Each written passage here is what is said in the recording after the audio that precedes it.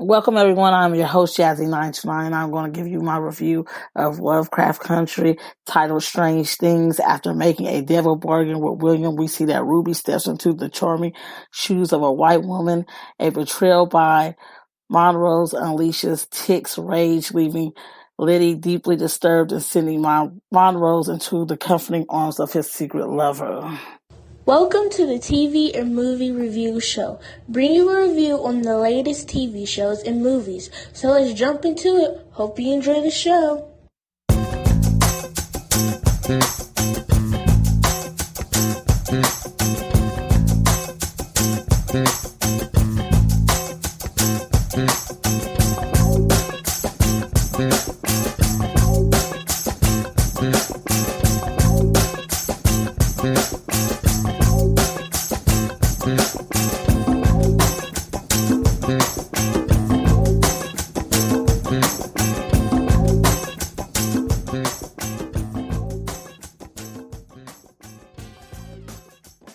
Hey, you guys, I want you to know there will be spoilers in this review. I post my reviews on Wednesdays and Thursdays.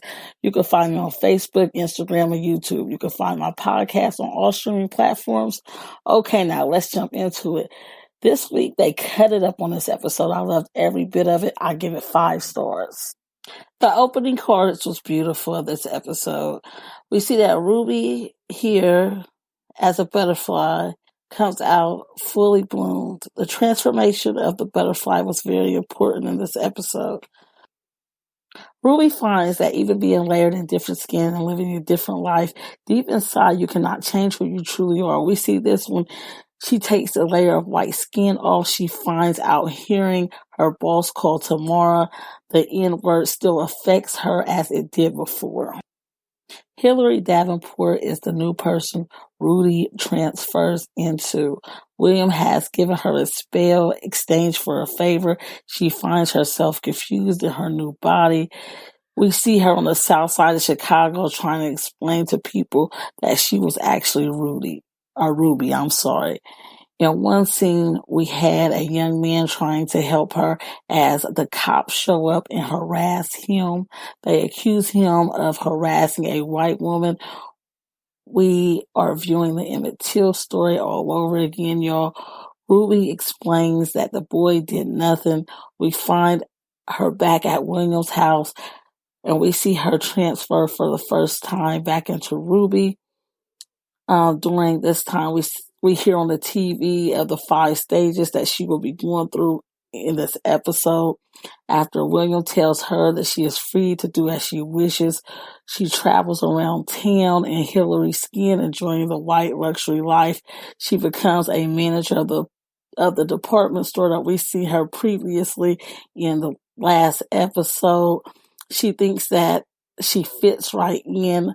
We see that Ruby finds out that Tamara has a 6th grade education, which does not set right with Ruby. She feels that Tamara does not deserve the job. Ruby makes things hard for Tamara as far as the job.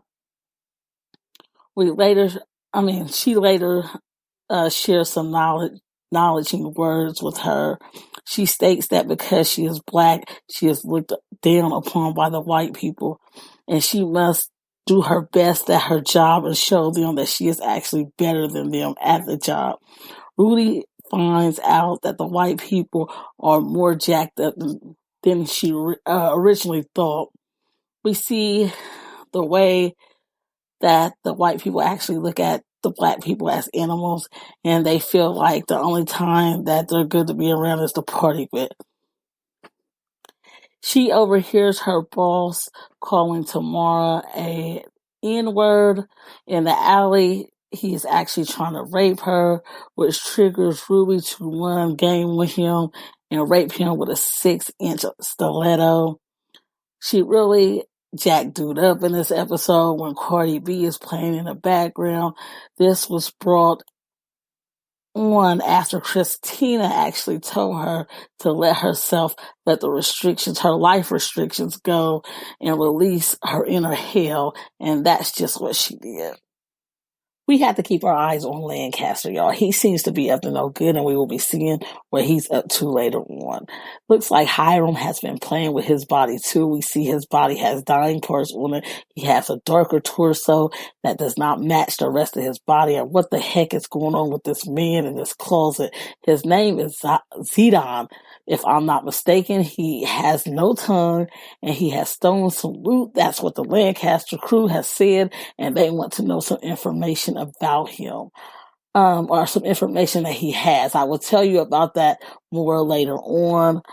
Christina explains in this episode that she is William. Yes, y'all, she is William. We all knew this.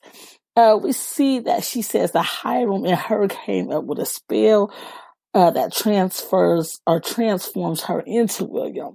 In the book, it was told that she used her mother's blood for this spell. I would like to know if she using the same spell for Ruby, y'all. She stated that Lancaster shot William in the back and left him for dead. We find out that William was supposed to lead the lodge that the Lancasters want, meaning Lancaster stabbed her in the back as an act of betrayal. Remember, Lancaster wants to take her down. He feels like a female has no place in the order. He also wants to take the leading spot in the lodge. She tells Ruby that she needs to let herself go. She needs to quit holding herself in and let herself roar. Christina is for women empowerment due to the fact that she is forced to sit in the back seat of the order due to the fact that she is a woman. Montrose, he gets his butt kicked in this episode, y'all. After Tick learns out that he killed Yahima, he finds his way to the bar owner's house, Sammy. We find out that him and Sammy are lovers, everyone, but we knew this. They share a heated sex scene, and I do say heated because it seems like Montrose was angry as he was hitting it. He does not show affection during this time, and it is stated that he has never kissed Sammy. But that all changes during a drag party he attends. He releases himself. He lets himself go, y'all. He frees himself. And he shares a passionate kiss with Sammy. I love Sammy and drag. Work it, Sammy, work it. Now let's talk about Tick, y'all. Tick releases a bundle of anger out on Montrose that was bundled up because Montrose used to beat the crap out of him. He beats Montrose so bad that it scared Leti to the point where she grabbed a bat and was about to pop off if need be. Tick expresses to her his pain and tells her that he was so hurt and he found all this anger, I guess, while he was away in the war. He also mentioned that he has an ex named Gia. He tells her he's not sure how he actually wants to title that relationship he had with Gia. We see that Leti and Tick find themselves in a spicy sex scene in this episode, way better than the last scene that we've seen before them two. Again, Leti saves the day. She has taken some pictures of the pages that we think that Montrose destroyed. I'm not sure if he did. Leti and Tick decode the pages using his ring. The words were suffering and die. After reading this, we see that Tick rushes to the phone. He calls long distance to Korea. He speaks to Gia. Gia asks, "Do you believe me now?"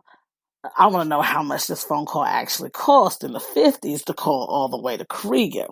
He asked Gia, how does she foresee the things that were happening? And he asked her, "What are you?" And then we see that we had a dream. He had a dream. We seen the dream, and the dream had Aunt Hannah in it, or I want to say Hannah, Grandma Hannah, Aunt Hannah, whatever she may be. She is family, and he was set on fire. But before he was set on fire, we seen her say something to him. I'm not sure what that was, but was that foreseen that Tick has to die? Does he have to be sacrificed before all this is over with, or to get this to be over with? We'll have to see. And I want to know why the dango show went off there. See, the party, I was ready for the party to keep going. It was so dango good. So much was going on, y'all. I was ready for more. I know y'all were too. Okay, everybody, I want to speak of this room thing. We see it a lot in the show, and it is a sign of protection. I feel that the rune is a very important thing that will come up later in the show. We see that Christina has it placed in Lancaster's office to protect Zidon. I want to know if y'all think that something could really be up between William and Rudy. I would love to see them in a relationship fully bloomed. They look good together, but we'll have to see what happens. Before I go, I want to mention something. I watched a preview of the next episode, and a while back I watched a show. It was called The Tear. It was season 2, and the main character, which was the villain, had a storyline. You got to be quiet. You cannot say